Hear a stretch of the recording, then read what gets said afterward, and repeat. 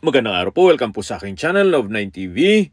Patalasasan po, meron po ba kayong mga properties na napapabayaan or non-performing assets? Plan nyo ibenta, pero wala kayong oras sa pagbibenta nito.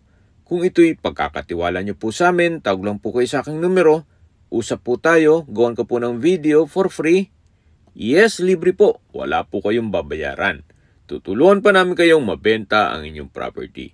Kami na po bahala sa marketing, sa boosting or paid ads, even sa tripping, hindi na po kayo mapapagod sa pag-entertain ng mga buyers. Kami na po bahala sa lahat. Tawag lang po kayo.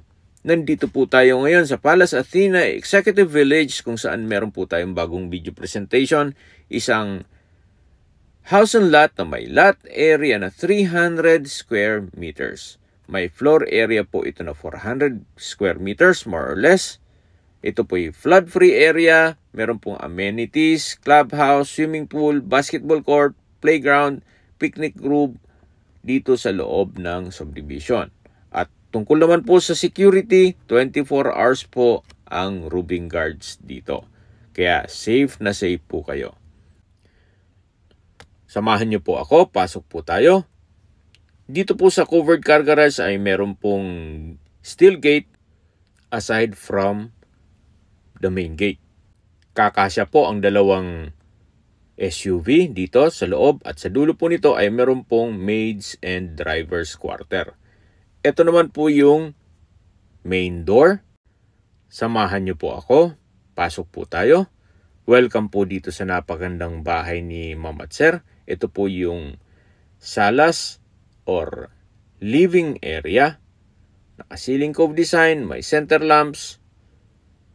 Ito pong mga gamit na nakikita nyo ay hindi po kasama yan. Pero yung curtains, malamang po kasama at yung ibang built-in na gamit. At mula naman po dito sa living area, ito naman po yung dining area. Malaki naman po ang espasyo, maliwalas, naka-ceiling cove design, may pin lamps. At uulitin ko po, ito pong mga gamit na nakikita nyo ay hindi po kasama yan. So, mula naman po sa dining area, ito naman po yung kitchen kung saan meron po itong breakfast nook, naka-quartz countertop, at dito naman po yung formal kitchen. Ganun din po, naka-quartz kitchen countertop, meron pong mga wall-mounted kitchen cabinets, meron pong kitchen window, meron din pong stainless sink with faucet, gas range, range hood, at storage ng kitchen utensils. Ito pong property ay ready for occupancy na po. Wala na po kayong ipapagawa dito. Kaya kung sakaling ma-acquire nyo po ito, kayo na lang at ang gamit nyo ang kulang. So ito pong mga storage ng kitchen utensils ay made of aluminum. Then ito naman po yung common toilet and bath. Meron po itong bathroom sink, vanity mirror, water closet, naka-tile bathroom wall, maayos naman po lahat. At meron po itong shower enclosure. Naka-tile bathroom wall na rin po. At meron din pong hot and cold shower.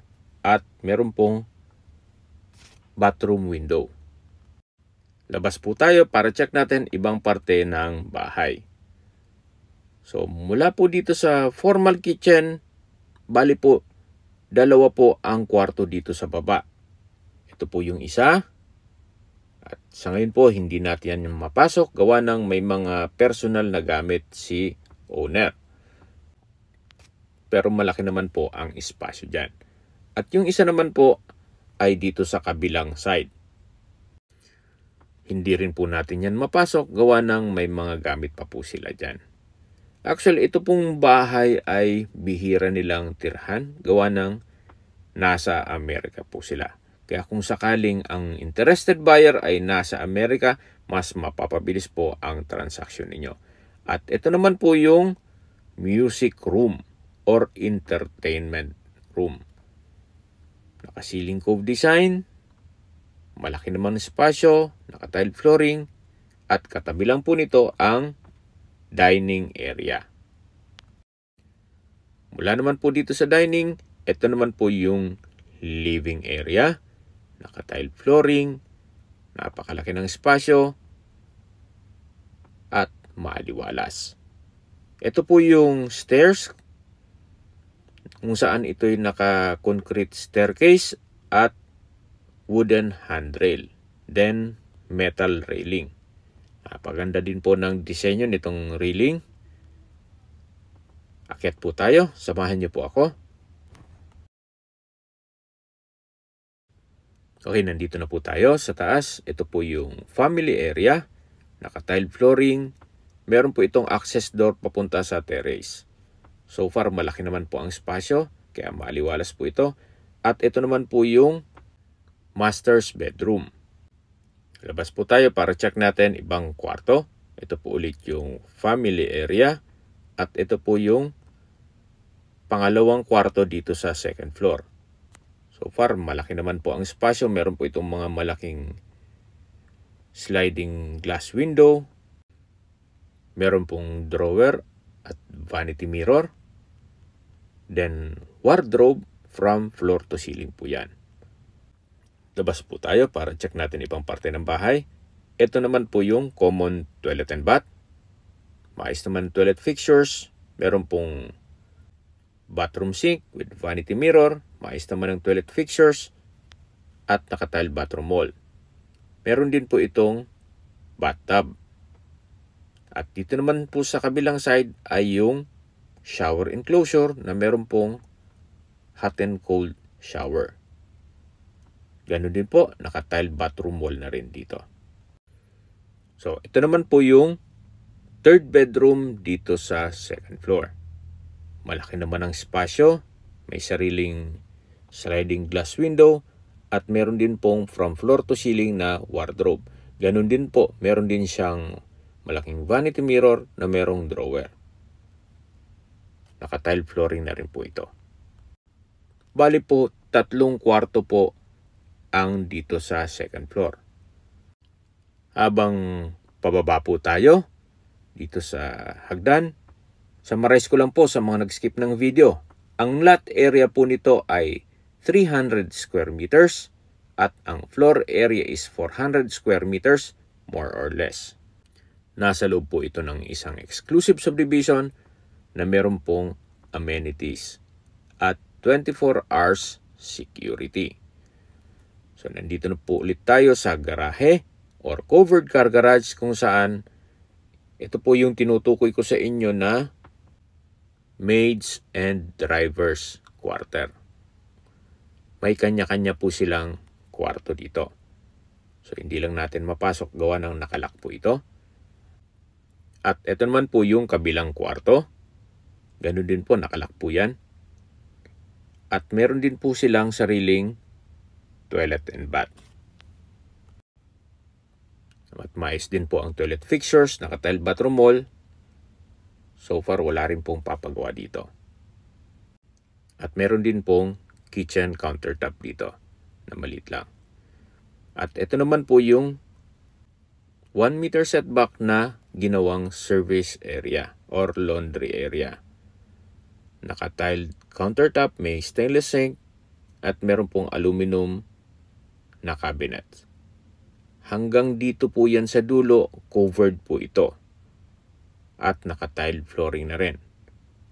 Then sa dulo po, meron pong steel gate at security grill dito sa bubong. Okay, sa distance, location at travel time portion na po tayo. Ito pong subdivision ay along Aguinaldo Highway at napakalapit lang po nito sa Shopwise at Pure Gold at iba pang business establishments. Kaya ito po ay accessible ng public transportation. Mula naman po sa SNR, ang distance is 2.5 kilometers at ang travel time is 5 minutes. Mula naman po sa Daang Hari Extension na connecting MCX or Muntinlupa Cavite Expressway, SLEX South Luzon Expressway, Skyway, all the way to NLEX or North Luzon Expressway at iba pang parte ng Metro Manila, ang distance is 1 kilometer at ang travel time is 4 minutes. At mula naman po sa South Imos Specialist Hospital, ang distance is 2 kilometers at ang travel time is 8 minutes. At mula naman po sa De La Salle Medical Center, ang distance is 6.5 kilometers. Kung school naman po ang pag-uusapan, meron pong private school sa loob ng subdivision na kung saan ito'y 2 to 3 minutes drive lang po. At meron din pong isang school na malapit, yung Elizabeth Seton School. Ang distance is 1.4 kilometers at ang travel time is 9 minutes. Mula naman po sa District Mall, Imos, ang distance is 2.3 kilometers at ang travel time is 9 minutes. At kung manggagaling naman po sa airport, ang distance is 27 kilometers at ang travel time is 53 minutes.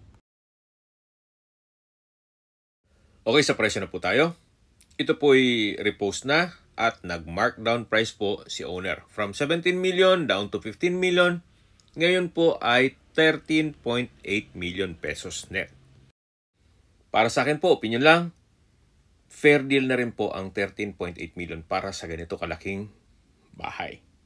Sa mahal po ng construction cost ngayon at materyales, mukhang hindi po kayo makapagpatayo ng ganito kalaking bahay.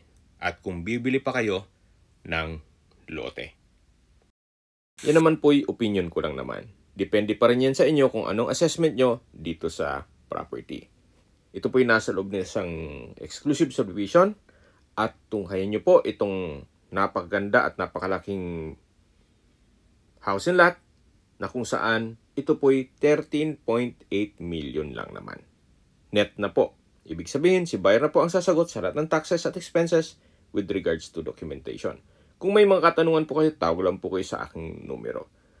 At sa mga kababayan naman natin nasa ibang bansa, meron po akong Telegram, may iPhone user naman, may iMessage, meron din pong Imo, Skype, Viber at WhatsApp. Same number lang po, 0917-316-3399. Sa mga nagtatanong naman po ng aming Facebook, meron po ang Facebook page na Nov9 TV at Facebook Reels Video. Meron din pong TikTok at Instagram.